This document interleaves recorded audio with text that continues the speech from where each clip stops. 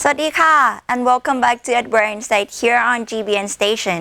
You are now with me, Kankan Wagishipan, reporting to you all the latest news on Buddhism from around the world.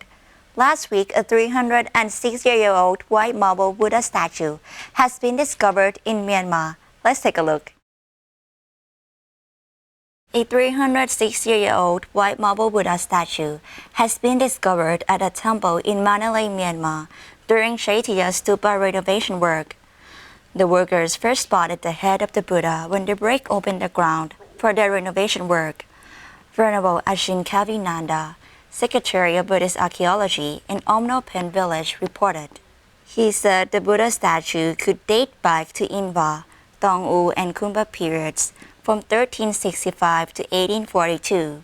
Located in Mandalay region, Myanmar, Inwa was the capital of Burma for nearly 360 years on 5 separate occasions. Buddha statue is a symbol of good luck. It will bring peace and prosperity to the people there.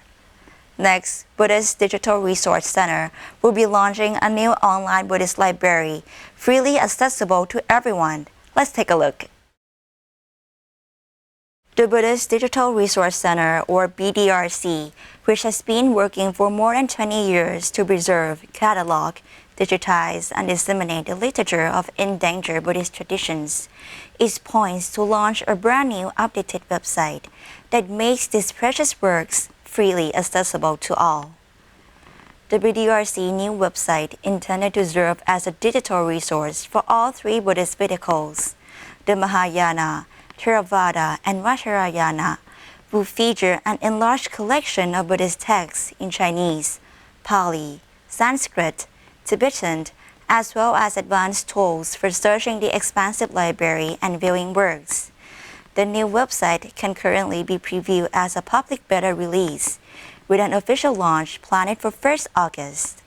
The site will remain online for some months to allow time for users to familiarize themselves with the new library and to become comfortable with its updated interface and tools. Special thanks to BuddhistDoor.net for the news. Daily meditation decreases anxiety and improves cognitive functioning in new meditators after 8 weeks of practicing, the study say. Only 8 weeks of daily meditation can decrease negative mood and anxiety and improve attention, working memory, and recognition memory in non-experienced meditators. These findings come from a recent study published in Behavioral Brain Research. Meditation is a mental exercise that uses mindfulness techniques to work on attention and awareness, with the goal of achieving a calmer state of mind. The practice of meditation is said to foster great self-awareness, enhance emotional regulation, improve focus, and alleviate stress. But little is known about whether short, practical meditation sessions provide cognitive benefits for inexperienced meditators. The study included a total of 42 non-experienced meditators between the ages of 18 and 45, who were split into 2 randomized groups. One group practiced 13 minutes of daily guided meditation over an 8-week period. The second group, the control group, listened to 13 minutes of a podcast every day for 8 weeks. Researchers compared the results between the 2 groups to see how meditation might improve cognition when compared to podcast listening. Throughout the study, researchers had participants complete neuropsychological tasks to test their cognitive functioning and answer self-reported questionnaires to assess their mood state. To access participants' stress level at the psychological level, saliva cortisol samples were also taken. All data was collected at the start of the study, again at the 4-week period, and finally at the 8-week period when the study ended. At the end of the study, participants completed the trial social stress test, a test designed to elicit social stress. Researchers administered the state anxiety portion of the state-tried anxiety inventory right before the social stress test, immediately after the test, and 10, 20, and 30 minutes after the test to measure participants' acute response to stress. Results show no significant difference in cognitive function, mood, or cortisol levels between the meditation and podcast groups at the 4-week point. However, results at the 8-week mark were a different story. When compared to the podcast listening group, participants in the meditation group show decreased mood, disturbance, anxiety, and fatigue scores. They also show improved attention, working memory, and recognition memory, and a decrease in the behavioral anxiety response to the trial social stress test. Although cognitive benefits related to meditation practice have been demonstrated before, this study was the first to show them for novice meditators. Mindfulness research is relatively new and much needs to be explored with regards to specific mechanisms in the brain that are involved in meditation. The current study suggests that daily meditation has significant benefits to practitioners, even those who are new to meditation and only practicing in brief sessions. The study briefed daily meditation enhanced attention, memory, mood, and emotional regulation in non-experienced meditators was authored by Julia C. Basso, Alexandra McHale, Victoria Ende, Douglas J. Oberland, and Wendy A. Suzuki. Special thanks to SciPost.org. Let us move to another meditation research. Daily meditation could slow aging in your brain, the study says. A recently published 18-year analysis of the mind of a Buddhist monk by the Center for Healthy Minds at the University of Wisconsin-Madison found daily intensive meditation slowed the monk's brain aging by as much as 8 years when compared to a control group. The project started in the 1990s with neuroscientist Richard Davidson's relationship with the Dalai Lama. Davidson started making connections between positive emotions and brain health, which jump-started research for the study. Using MRI and a machine learning framework, which estimates brain age from brain imaging, Davidson and lead scientist Nagesh Alulu studied the mind of Tibetan Buddhist meditation master Yongey Rinpoche Rinpoche over the course of 18 years. The goal, Davidson said, was to find out whether there was a difference in the rate of aging between the brains of seasoned meditation master compared to those who were novice practitioners. Rinpoche was first scanned in 2002 at the age of 27. At the time, he had already completed 9 years of meditation retreats. He was scanned again at the respective ages of 30, 32, and 41 years old. The last time he was scanned, he had just returned from a 4.5-year wandering retreat, and his brain was calculated to be 33 years old, 8 years younger than his biological age. The researchers compared Rinpoche's aging brain to a control group, and his appeared to age much slower than the general focus group. The magnitude of the effect was pronounced even with a margin of error that is plus or minus 2 to 3 years, Davidson said. The researchers said they are excited to see how Rinpoche's brain will continue to develop and how this data can help improve overall well-being. Special thanks to CNN Health. It's just a couple of days away from Asana Busha Day, one of the most important days in Buddhist calendars. Let us find out the importance and history of this day together.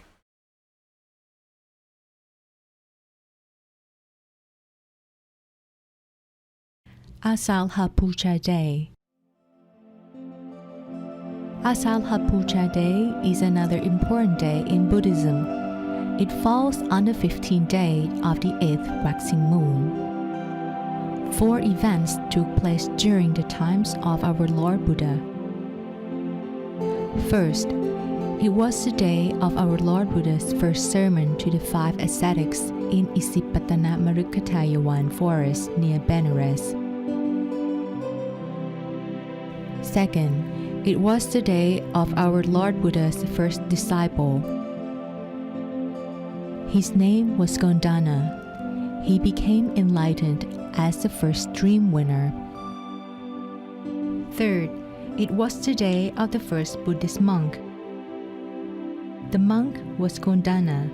After he had become a stream winner, he requested an ordination. Our Lord Buddha ordained him as the first monk in Buddhism. Fourth, it is the birth date of the Triple Gem, which includes the Buddha, the Dhamma, and the monks. The first witness to the Buddha's enlightenment had occurred. This completed the Lord Buddha's Buddhahood. It meant that the Buddha did not attain enlightenment and kept the knowledge to himself like a silent Buddha.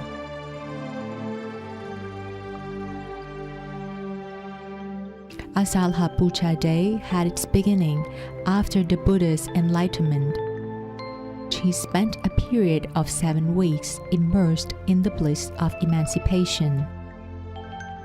After this blissful period, he was concerned that his enlightened knowledge would be so deep and so profound that it might be difficult for beings that are thick with defilements to follow.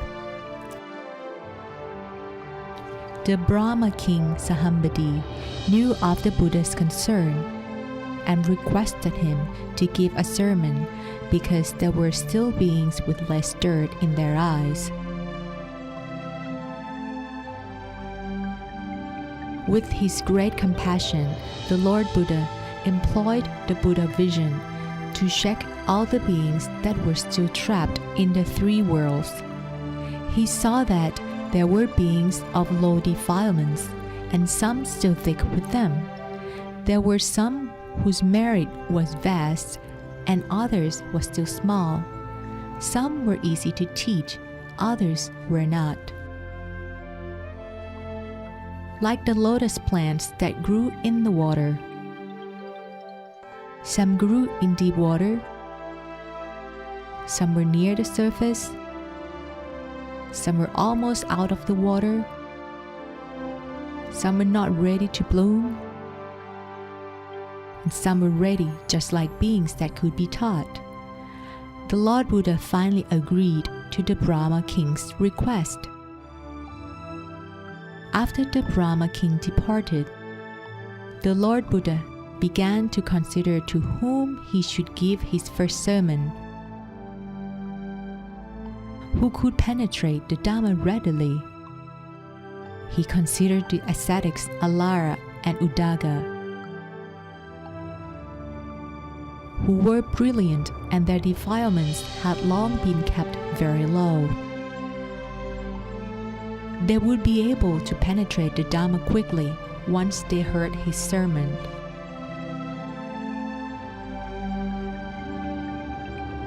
One celestial being knew of the Lord Buddha's intention.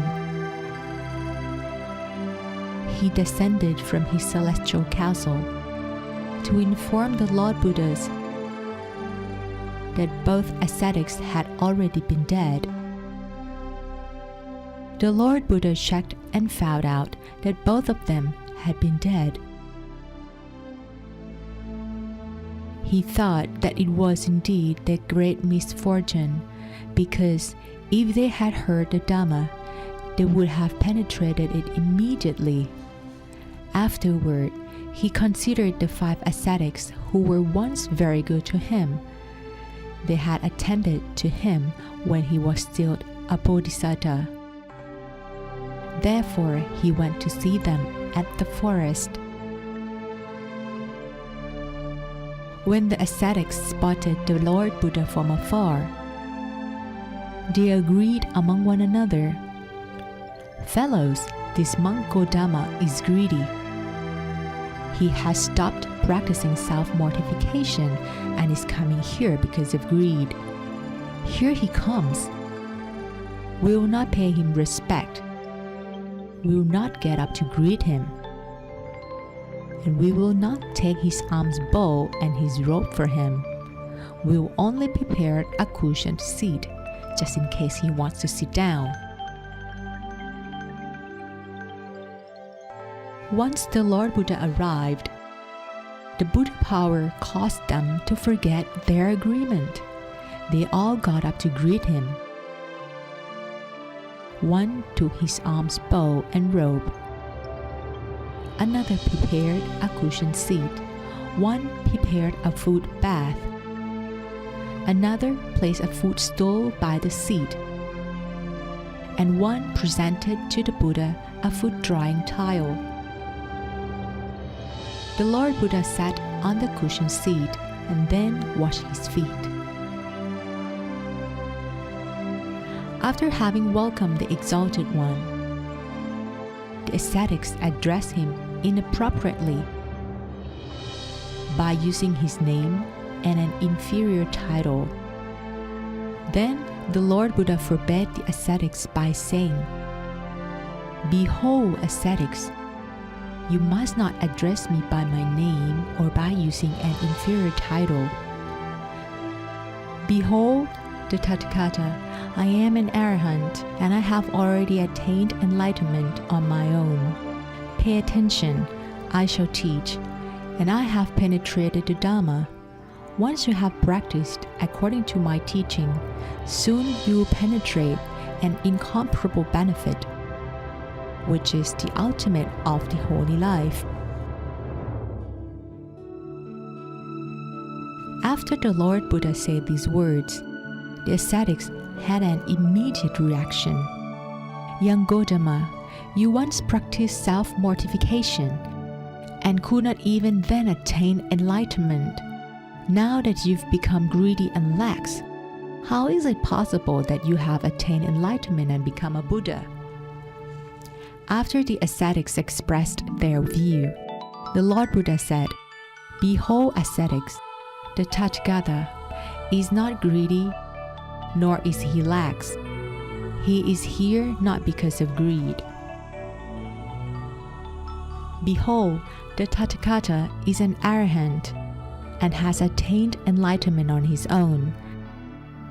Pay attention, I have penetrated the Dhamma, I shall teach. Once you have practiced according to my teaching, soon you will penetrate an incomparable benefit, which is the ultimate of the holy life." The Exalted One repeated these words 3 times. The Lord Buddha continued, "Behold, these words that were just uttered have never been spoken before. This is the very first time." Once the ascetics heard the Lord Buddha's confirmation, they were then willing to listen and pay attention to his sermon. The Lord Buddha's first sermon to the 5 ascetics were about 2 things that monks should never practice. First, being involved in all forms of sensual pleasure. This lowly nature belongs to commoners, to ordinary people. It does not belong to holy individuals. It has no benefit. Second, the practice of self-mortification is not the practice of holy individuals. It has no benefit. The Lord Buddha then pressed the middle path, which led him to attain enlightenment. It includes the Noble Eightfold Path and the Four Noble Paths. At the end of the sermon, the ascetic Gondanja understood what he heard and became enlightened as a stream winner. He was able to attain the Dhammagaya. Therefore, this event marked the completion of the Triple Gem. As a result of the first sermon, celestial beings in every realm, from Earth's sprites to the Brahma beings, all sang the Lord Buddha's praises. The sound resonated through tens of thousands of universes, and an incomparable brightness pervaded everywhere as a result of the celestial powers. We have now learned something about Asalhapucha Day. All of us Buddhists should deepen our faith in the Triple Gem and be determined to practice meditation so that we can attain the Dhammagaya quickly.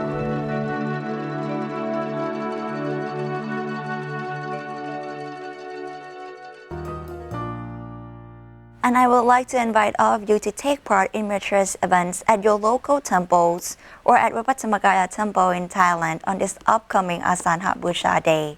It's time for us to say goodbye and make sure to check out all episodes of our At Bright Insight News program on our website, gbnus.com. Thank you for joining us. See you again next week. สวัสดีค่ะ